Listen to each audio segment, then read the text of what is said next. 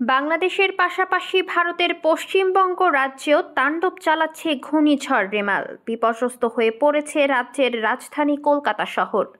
রাতভর বৃষ্টিতে ডুবে গেছে শহরটির বেশ কিছু এলাকা। বন্ধ হয়ে গেছে কলকাতার মেট্রো পরিষেবা। পার্ক স্ট্রিট ও এসপ্লেনেড মেট্রো স্টেশনের মাঝে রেলপথের পানি ঢুকে পড়েছে বলেও জানা গেছে। স্টেশনের একাংশ ও পুরো রেলপথই পানিতে ডুবে গেছে। সোমবার সকাল থেকেই ব্যাহত হয়েছে কলকাতার মেট্রো চলাচল।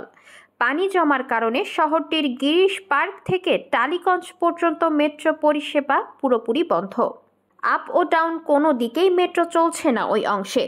এছাড়া মেট্রো পরিষেবা ব্যাহত হওয়ায় সবচেয়ে বেশি সমস্যায় পড়েছেন অফিস যাত্রীরা। শহরের বিভিন্ন জায়গায় পানি জমে রয়েছে।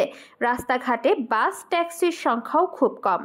তাই অনেকেই মেট্রোর ওপর ভরসা করছিলেন, কিন্তু ট্রেন না চলায় দুর্ভোগের শিকার হয়েছেন তারা। অতিরিক্ত ভাড়া নেওয়ার অভিযোগও করেছেন যাত্রীরা।